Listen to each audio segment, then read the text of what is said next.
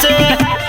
ए भौजी सुन ना, जल्दी से भौजी निकालू न घर से, अब न रंग डला बालू देवर से।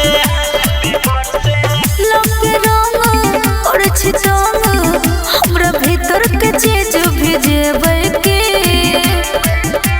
लक पिचकारी भिजाबै छै सारे दुख हमरा दिएबै के होली के दिन भैया से पिटबै के हे लक पिचकारी भिजाबै छै सारे दुख हमरा दिएबै के होली के दिन भैया से पिटबै के जाओ एतऽ से।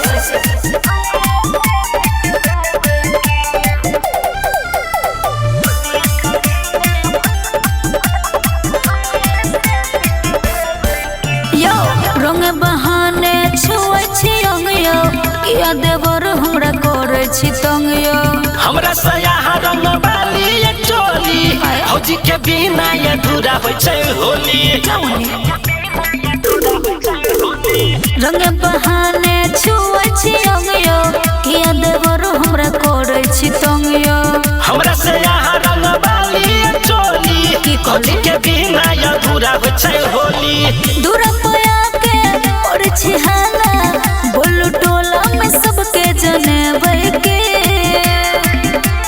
लक पिचकारी भिजाबै छै सारे दुख हमरा दिएबै के होली के दिन भैया से पिटबै के हे लक पिचकारी भिजाबै छै सारे दुख हमरा दिएबै के होली के दिन भैया से पिटबै के जाओ एतऽ से।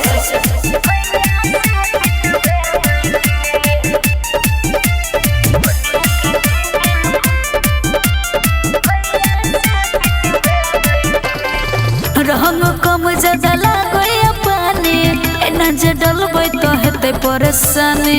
भौजी यहाँ एना करू नै नखरा हम ही डाल देबू भइयो के बखरा। रंग कम ज्यादा लागै पानी एना जे डलबै तो हेतै परेशानी। भौजी यहाँ एना करू नै नखरा हम ही डाल देबू भइयो के बखरा। हल्के लगा लिया गुड्डू देवर जी हम बाल्टिंग से पूरा नहाबै के लक पिचकारी भिजाबै छै सारे दुख हमरा दिएबै के होली के दिन भैया से पिटबै के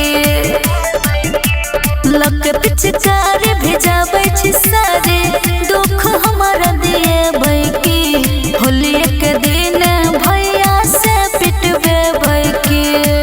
अरे चल जा प्लीज।